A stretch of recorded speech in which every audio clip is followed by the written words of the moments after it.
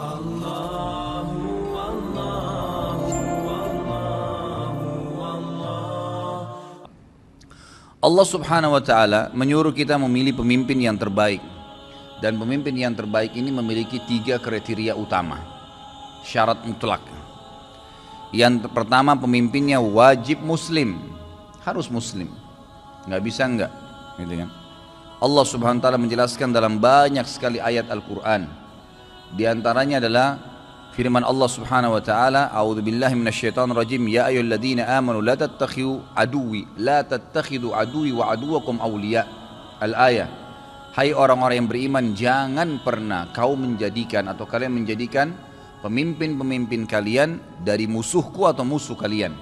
Dan kata para ulama tafsir disepakati musuh Allah adalah semua orang yang kafir. Dalam ayat lain Allah pertegas dengan mengatakan, a'udzubillahi minasyaitonirrajim, ya ayyuhalladzina amanu la tattakhidul yahuda wan nasara awliya ba'duhum awliya'u ba'd wa may yatawallahum minkum fa innahu minhum. Ya, al-ayah. Kurang lebih artinya, hai orang-orang yang beriman, jangan pernah kalian jadikan Yahudi dan Nasrani sebagai pemimpin-pemimpin kalian. Karena siapa yang menjadikan mereka sebagai pemimpin berarti dia sama dengan mereka. Artinya mereka sudah mendekati tingkat kekufuran, gitu kan? Siapa yang menjadi atau menjadikan mereka sebagai pemimpin, maka dia sama dengan mereka. Sesungguhnya mereka pemimpin sebagian yang lainnya. Kurang lebih begitu makna ayatnya. Maka dari 2 ayat ini kita ambil pelajaran, Allah Azza wa Jal menyuruh kita punya pemimpin. Tetapi dilarang untuk memilih pemimpin orang non-muslim. Ini larangan mutlak, gitu kan? Tidak boleh. Karena saudaraku, kalau ada non-muslim jadi pemimpin misalnya dipilih, seringkali pada saat lagi pilpres atau ada apalah ya, termasuk pilkada atau apa di Indonesia, sering ada pemilihan-pemilihan gubernur lah, bupati lah, wali kota lah, sampai lurah, camat dan segalanya. Kadang-kadang kalau ada orang ada muslim yang mau milih orang non-muslim, alasannya bagaimana Ustadz mempertemukan ya antara satu pemimpin kafir tapi baik, ya, adil, dan ada satu pemimpin muslim tapi tidak adil. Saya pernah ditanya begitu, lalu saya tanya balik, dari mana Anda bisa jamin bahwasanya yang kafir itu adil? Anda memang hidup bersama dia, tinggal di rumahnya, kenal dia dari kecil, atau hanya sekedar membaca media yang mengangkat tentang reportasinya? Ini kan harus difahamin, tidak boleh sembarangan. Kalau kita cuma mengambil kedoknya saja, jelas Allah SWT melarang, tidak boleh. Tentu ada beberapa keadaan di mana para ulama mengatakan orang muslim tidak keluar daripada hukum ini. Seperti misal kalau tinggal di negara non muslim, memang kita minoritas, lain itu. Kita tinggal di Australia, tinggal di Amerika, emang mayoritasnya non muslim dan mereka memilih pemimpin mereka. Itu sesuatu yang tidak masuk dalam kriteria atau kategori ayat tadi yang kita tekankan. Yang kedua adalah kalau wilayah Islam tiba-tiba direbut, terjadi peperangan, kayak kasus Irak waktu dipilih atau diserang oleh Amerika misalnya, atau Palestina sekarang diserang oleh Israel, gitu kan? Terus orang-orang Islam tidak punya kekuatan, maka mereka di sini tidak bisa buat apa-apa, misalnya tidak ada kekuatan, harus ada pemimpinnya non-muslim, itu lain. Tapi kalau negara seperti Indonesia ini mayoritasnya muslim, masjid-masjid di mana-mana, pesantren banyak, tidak terhitung lagi jumlahnya, orang yang menjadi dai ceramah sana sini banyak, tiap hari ceramah di media, di TV selalu ada, semua TV pasti ada ceramahnya. Berapa banyak jemaah haji dan jemaah umroh yang berangkat setiap tahunnya dari Indonesia ini, terhitung paling banyak sekarang ya jemaah umroh tahun ini itu dari Indonesia, gitu kan? Banyak sekali. Tapi masih bisa memilih pemimpin non muslim, ini satu tanda tanya yang besar sekali, gitu. Nggak ada indikasi, nggak ada penyebab, nggak ada sesuatu yang membuat mereka harus melakukan itu. Karena 2 alasan mutlak tadi, kita negara minoritas misalnya muslimnya, itu lain. Atau kita diserang tiba-tiba dan memang tidak ada kekuatan, maka terpaksa direbut negara kita, itu lain. Tapi kalau negara lagi aman, apa alasannya? Gitu kan? Nggak ada alasan sama sekali. Maka harusnya kita memahami masalah ini. Kemudian yang kedua, kriteria atau syaratnya adalah harus seorang yang alim. Ini idealnya. Harus saudaraku yang jadi presiden itu ulama, bukan orang awam. Ini kadang-kadang saya gergetan terus terang kalau menjelaskan poin ini, karena kalau ada seorang figur alim tampil di kancah politik dianggap sebagai sebuah pelanggaran.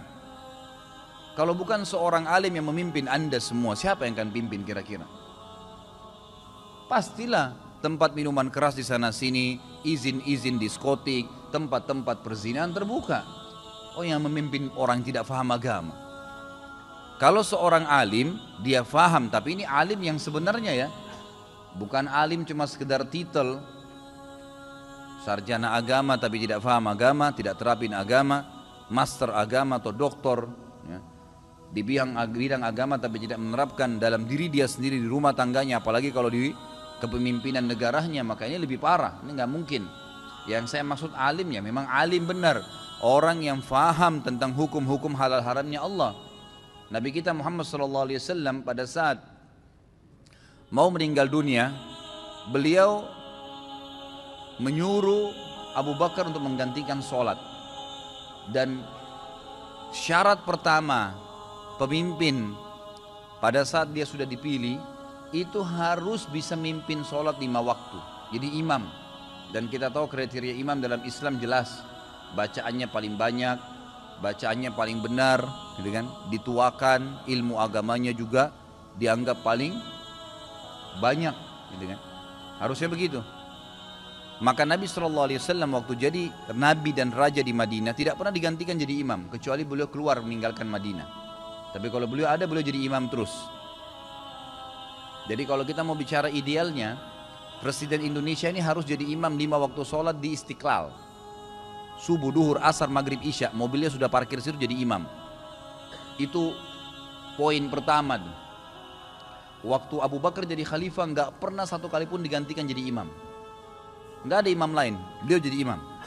Kecuali beliau keluar, tinggalkan Madinah atau sakit keras mungkin. Waktu Umar juga jadi khalifah begitu, waktu Utsman jadi khalifah juga begitu, waktu Ali jadi khalifah juga begitu. Semua khulafaur rasyidin yang terkenal, yang Nabi SAW mengatakan dalam hadis yang masyhur, hadis Irbat, alaikum bisunnati wa sunnatul khulafaur rasyidin mahdina min ba'di addu alaiha bin nawajid. Peganglah sunnahku, contoh-contoh dariku, kata Nabi SAW, dan contoh-contoh dan sunnah dari para khulafaur rasyidin, Abu Bakar, Umar dan Utsman serta Ali. Addu alaiha bin nawajid, pegang teguh sunnah-sunnah, contoh-contoh dari dua ini, Nabi dan khulafaur rasyidin, walaupun dengan gigi geraham kalian.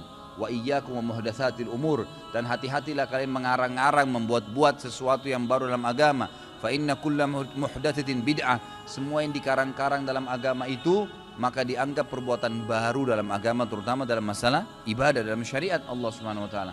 Wa inna bid'atin dhalalah, dan perbuatan baru itu akan membawa pelakunya pada kesesatan dan kekeliruan, dan keluar akan membawa pelakunya ke dalam api neraka. Ini sabda Nabi SAW menjadi pesan. Jadi kita jadikan tolok ukur Nabi SAW dan khulafaur rasyidin. Juga kita tahu para nabi fungsinya apa kira-kira jemaah sekalian? Saya yakin Anda kalau saya sebutkan jawaban ini Anda sepakat. Penuntun manusia. Bukan begitu? Para nabi adalah penuntun manusia.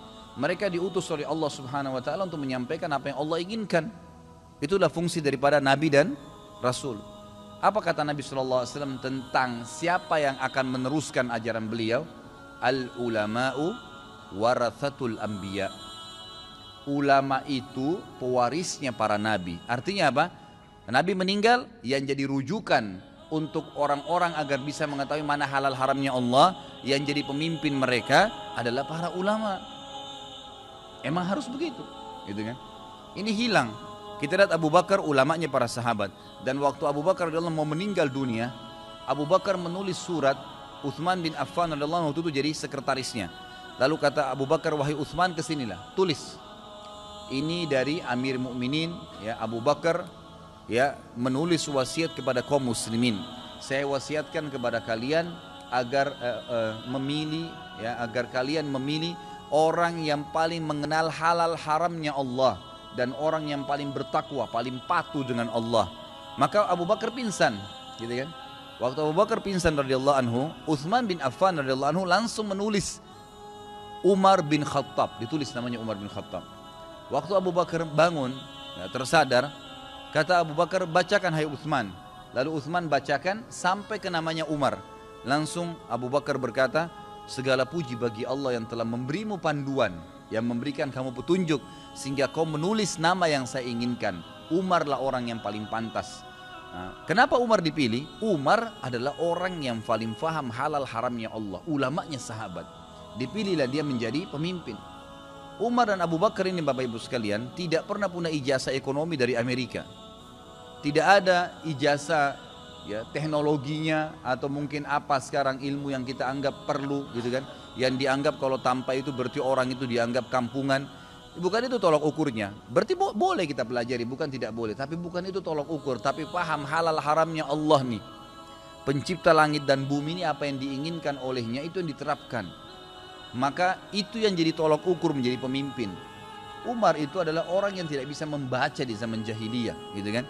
Kemudian belajar membaca, barulah bisa membaca beberapa saat sebelum masuk Islam saja ya.